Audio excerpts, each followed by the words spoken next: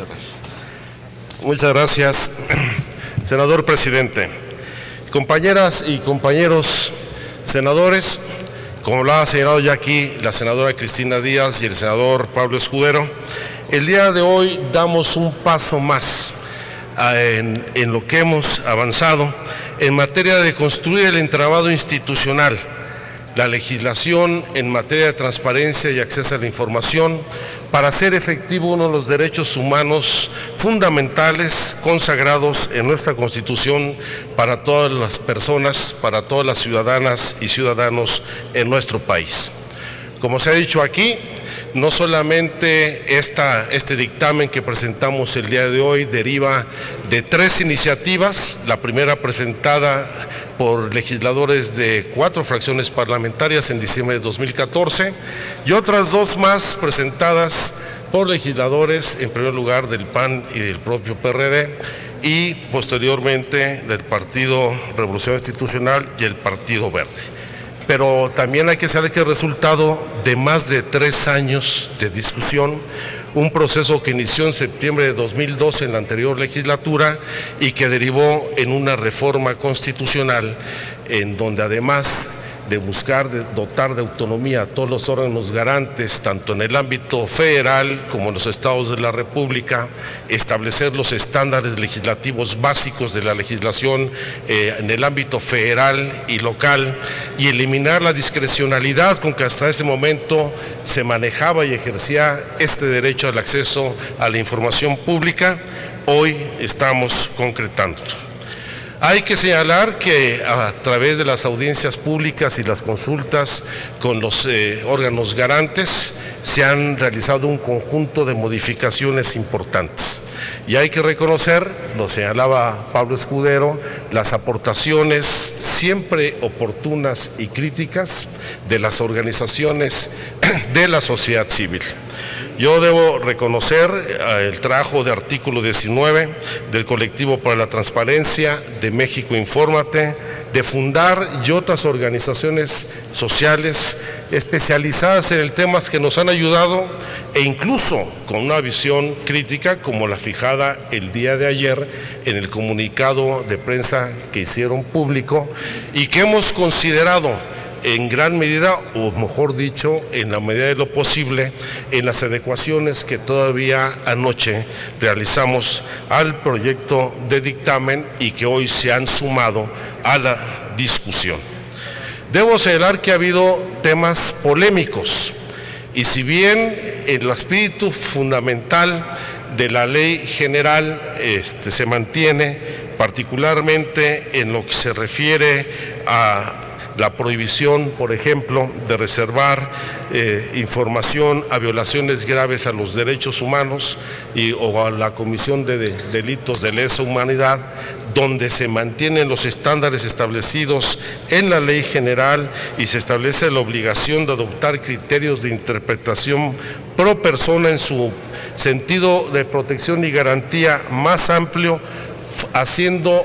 valer la preeminencia del principio de máxima publicidad. Creo que se logra, sin lugar a dudas, un avance significativo, aunque no se logró un acuerdo en lo que es hacer más explícito la facultad del Instituto Nacional de Acceso a la Información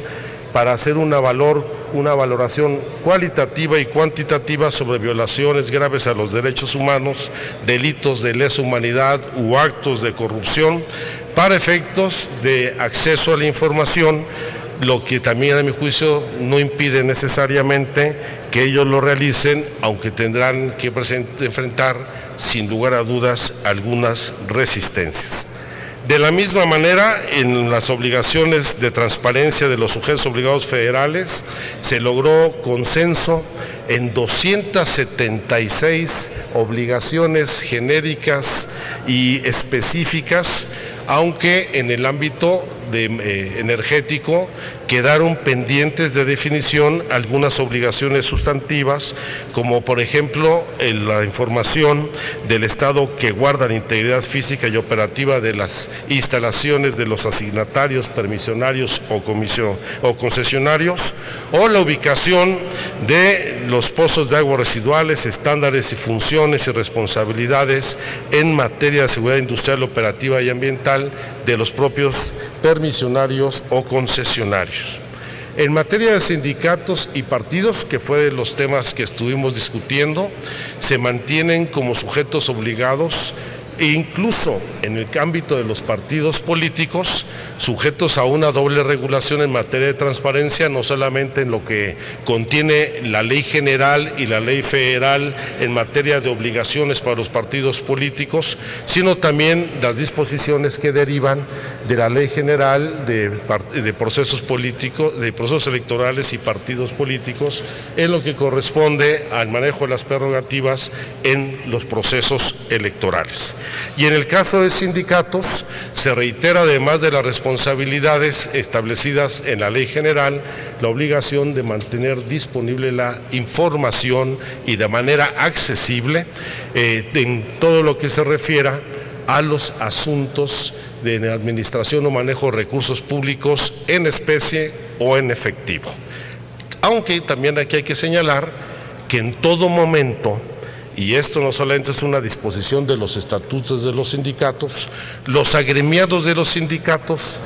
pueden recurrir y requerir la información, por ejemplo, del manejo de las aportaciones, de las cuotas sindicales, las aportaciones de los trabajadores a su sindicato, a partir de las obligaciones en materia de transparencia que se establecieron en la reforma laboral, en donde se debe dar cuenta desde el registro del sindicato, los mecanismos de elección de sus dirigentes, el padrón de afiliados e incluso los mecanismos para aprobar los contratos colectivos y que estos sean derivados efectivamente de la consulta con los trabajadores. Y al mismo tiempo, dentro de los avances importantes, hay un mayor fortalecimiento de las facultades del Instituto Nacional de Acceso a la Información, donde asuntos elementales de un ejercicio democrático en una institución autónoma se resuelven. Por ejemplo, que la sesión en donde se elija al presidente del Consejo sea pública, y se eliminó el voto razonado, que implicaba poder dejar un voto por escrito, cuando el principio básico del ejercicio de todo acto democrático es el voto presencial y no un voto diferido, al tiempo de que se constituye a partir de esta ley el Consejo Consultivo del INAI, integrado por 10 ciudadanos que participarán de manera honorífica. Otro de los temas polémicos estuvieron vinculados a información clasificada, todos los criterios de clasificación de información, en donde en esta ley federal se mantienen los estándares establecidos para que en materia de clasificación de los sujetos obligados al aplicar estos criterios no sea de manera restrictiva y sino al contrario, se limite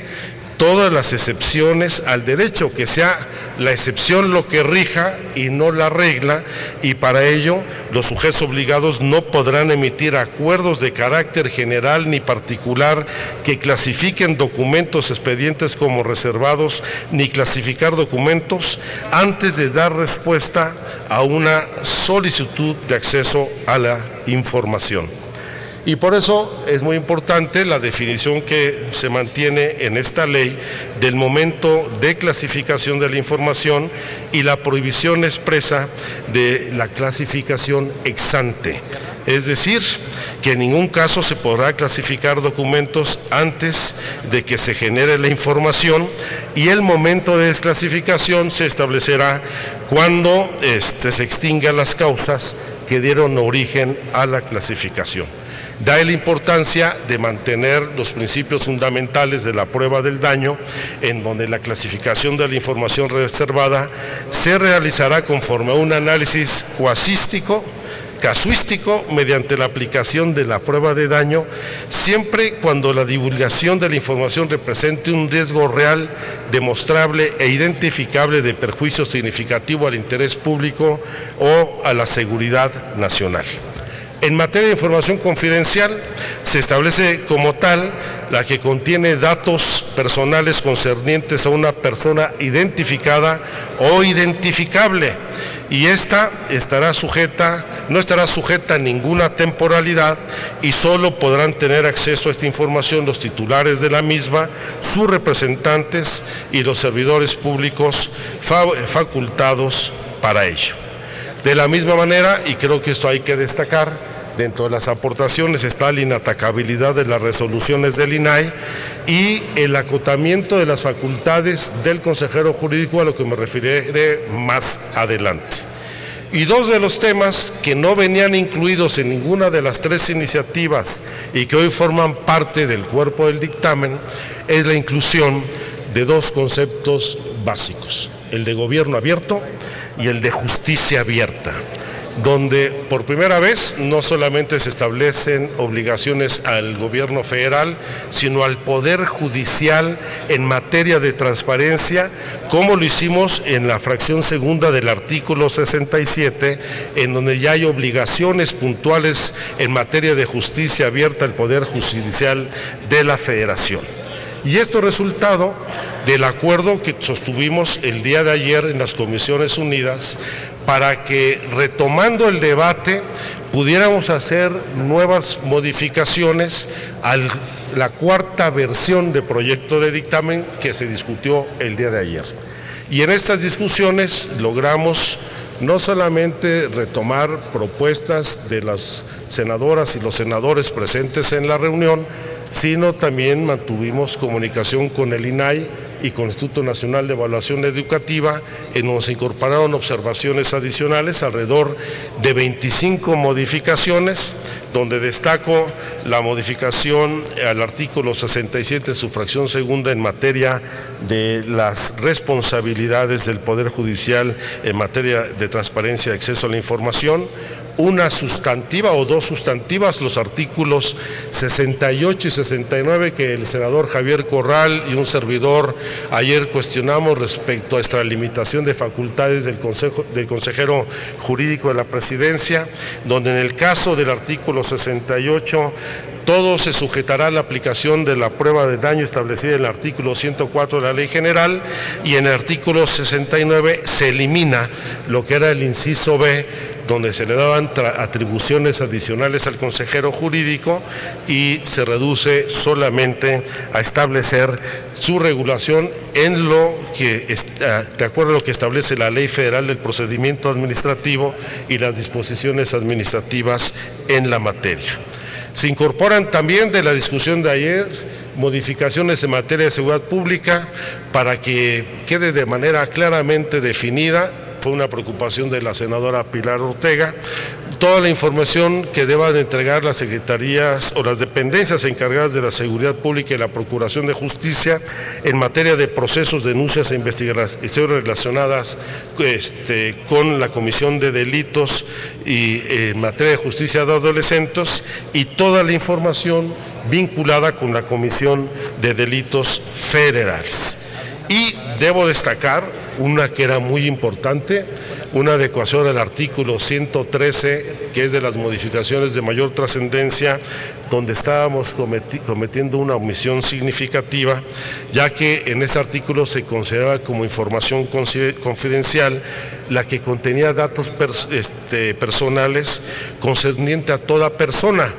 cuando nuestra Constitución establece que se entiende por persona tanto las personas físicas o morales, con lo cual podría haberse realizado excepciones en materia de personas morales, y por eso el artículo 113 establece ya con toda precisión que se trata de personas físicas. Finalmente, sí quiero entrar a uno de los temas que mayor polémica generaron, y es en cuanto a si se mantiene o no una excepción a los grupos parlamentarios o al Poder Legislativo en materia de sus obligaciones de transparencia. Y yo quiero aquí sostener mi convicción de que no solamente en materia de las obligaciones del Poder Legislativo, sino de los grupos parlamentarios y de cada uno de los legisladores integrantes de ambas cámaras del Congreso de la Unión, tenemos plena vigencia en nuestras obligaciones genéricas y específicas desde el momento mismo en que la Ley General las estableció. Y aunque se estableció una excepción para la aplicación de la Ley General en materia de rendición de cuentas y solicitudes de información al Congreso de la Unión en el artículo 13º transitorio, que establecía un periodo de tiempo para que el Senado de la República y la Cámara de Diputados establecieran sus reglamentos de administración y rendición de cuentas, esta prescribió o terminó el último día del mes de agosto, con lo cual la omisión del legislador no obsta para que tengamos la obligación de dar pleno cumplimiento a esa responsabilidad. ¿Qué significa esto? Que no solamente no hay ningún régimen de excepción para el Congreso de la Unión,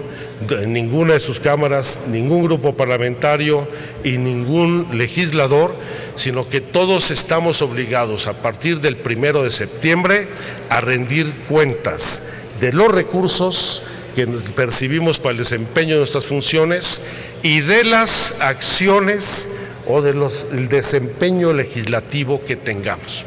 Ya veremos quién cumple y quién no cumple, porque ahí es donde vienen los nuevos retos. Y creo que hay dos grandes retos al futuro. El primero